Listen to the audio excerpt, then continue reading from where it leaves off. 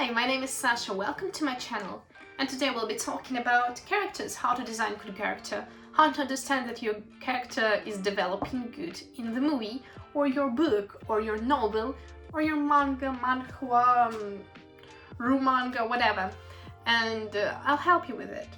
So the first point is how to understand that your character, maybe in some kind of drawing style, or maybe cartoon, maybe whatever, is made good. You can make it 2D and silhouette of this character will be recognizable. I'll try to draw a character from one of the recent cartoons and you'll try to guess who is it. Even if you didn't watch it, I bet you had opportunity to see some kind of TikToks, edits or something and recognize it clearly. So we use shapes and everything like this, and we use posture as well because it's quite important in that case. So, who is it? I mean, it's kind of obvious, it's Luisa, but let's compare her to less recognizable character with less details. We add little curls here and there, body like this, not that shapy as Luisa's. And we add posture hair as well, like this. We use hands, it's quite important here, and like this. And we can recognize that it's Mirabelle even without looking and without any details. And you might think that it works only with cartoons, but it's not. And let's just point it out. If your character looks good with just a silhouette, then it's a good character. We got it? And go to another part, details. Details are quite important and it's the most recognizable if we talk about movies with real people in it. So we'll try to draw a character and guess who is it with details. So first of all, I add like this shape of hat and add a little curls again. I guess I'm into curly characters apparently. And then we go to blue color because we need some details that will help our character to be recognizable. And I don't remember how he looked in this TV series, but I'll add black again here, like this, and like this. I'll put hands in pockets, but I don't remember him putting it in pockets. Like this. Who is it? And I think it's quite obvious, you'll guess that it's Sherlock, or that I drew Pushkin instead of Sherlock, who knows. In that case I mean Sherlock because we have this blue scar, we have curly hair, and it makes characters' personality in our mind. But let's compare it to some kind of other character, where we don't see a lot of shapes, we don't see a lot of memorable things, because these characters are from our universe, kind of. And it's TV series Friends. We'll draw two of the girls and you'll try to define who is who here. So let's go to TV series Friends. I took some time to remind myself how do they look, because I didn't watch it in a long time actually. I'd better rewatch it just in case. So let's try to just add details of characters. We add here face and use brown color to define hair. And in that case, here is quite important. Oh, I ruined it, I made it wrong, so I guess it will be remarkable as even like this. So we add hair here, and then we add our body. And as I remember, she usually uses some kind of closed clothes. And by closed, I mean that they're without sleeves, but with neck, like turtleneck or something. And then we add a skirt, and I think I'll do it green as well. I mean blue. I'll better use blue, okay? And we use it like this. So, and yeah, I guess we don't have to draw other details because it's quite visible, even like this. Yeah. And then we go to another character, we use brown, black in that case, to define hair, and hair is fluffier, so we added fluff a little bit, And then we go to, usually she uses like V shape here. Another point is that character have to have flaws. What do I mean by that? If we choose Encanto again, we'll see that each character, even if it's not the main character such as Mirabel, has his own flaws. Like if we can see Mirabel, we can say that she's some kind of insecure about her not having a gift. She tries to please Abuela, and also she's like always contacting or some kind of against her sister Isabella. If we talk about Isabella, she seems to be some kind of bossy character who thinks only about herself. If we talk about Luisa, she always tries to push too hard. If we talk about Peppa, she's emotional. She doesn't let her feelings go, actually, even if her feelings are always around. And it makes characters quite relatable, and it's the reason why characters are good. So if your character doesn't have flaws, it's just basically a marries you. Marries you is a trope that means that your character is basically all the best qualities a person could ever have. And most of the time marries you was character that is based on author's personality. But at the same time, this author's personality was fixed to the point where it's almost perfect, and it's a bad thing actually. We need to create this flaw. We have to think that what kind of flaw it should be. Adding person being clumsy is a little overrated, and if you make your person clumsy, people might think that it merits you. But if we put ourselves on the place of character, like I'm Mirabel, I didn't have a gift. Well, all the other people have this gift. And what should I do?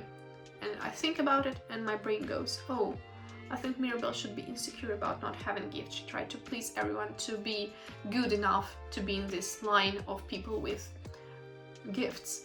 And it creates good flaws to the character, good motivation. You just have to put yourself on the place of your character.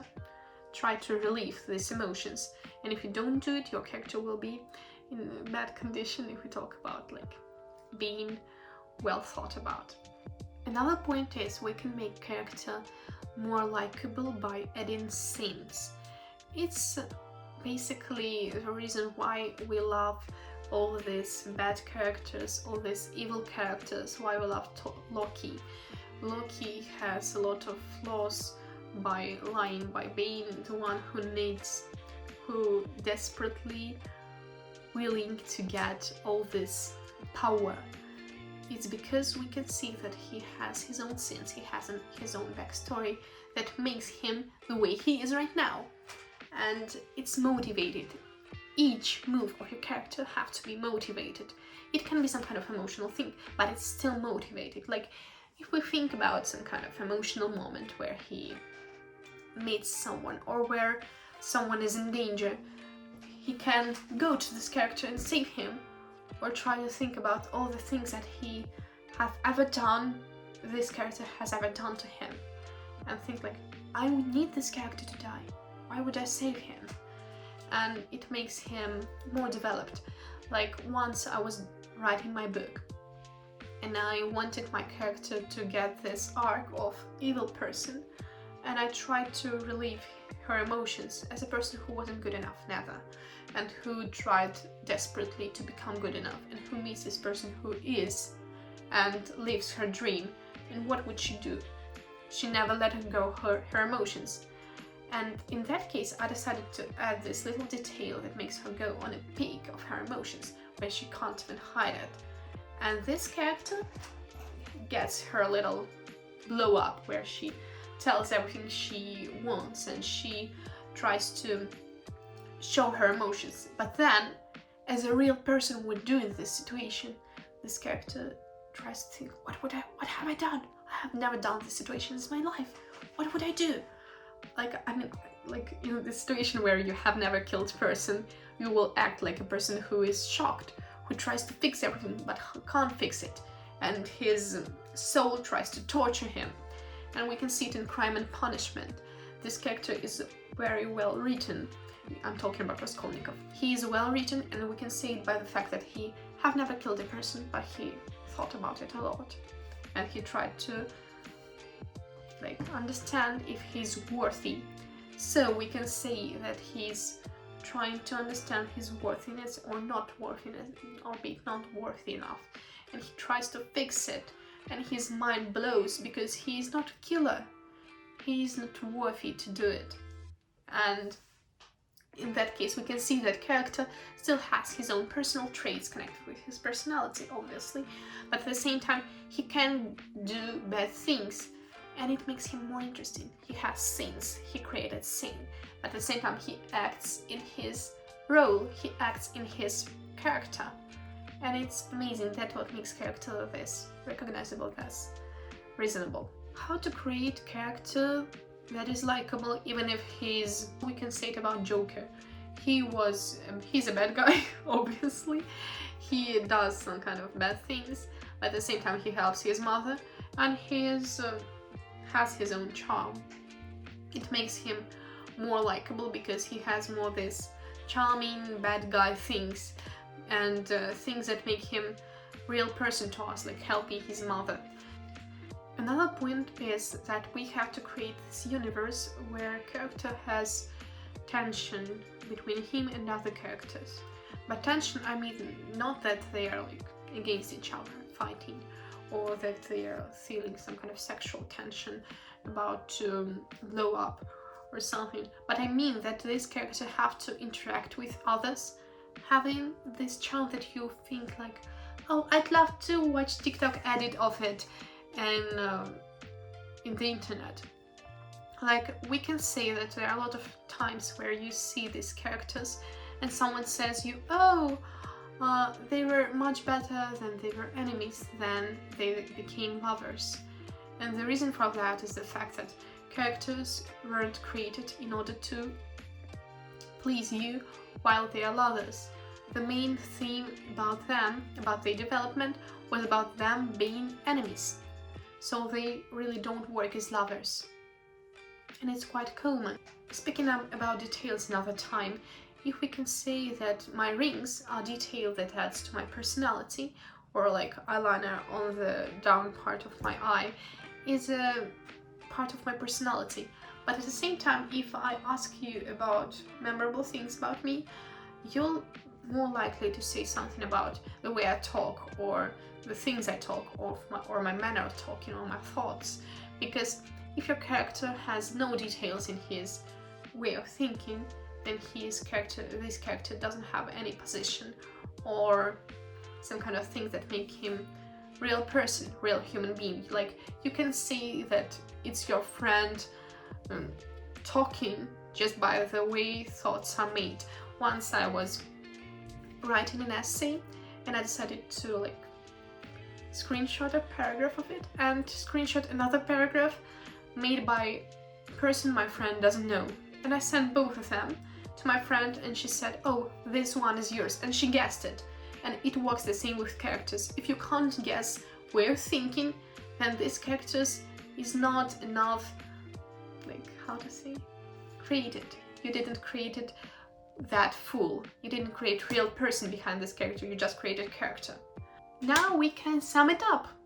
First thing is, we have to create a silhouette of character, and if this silhouette is memorable, then this character is made really good. Second point is, if your character is memorable, if we talk about details, then this character is really good. We can say it about colors, or shapes, or little details such as bow, or butterfly of Mirabelle. Another point is we have to add flaws to this character. If your character doesn't have any flaws, then it smears you and person can't relate to it. Even if your character is specially made to be not that remarkable.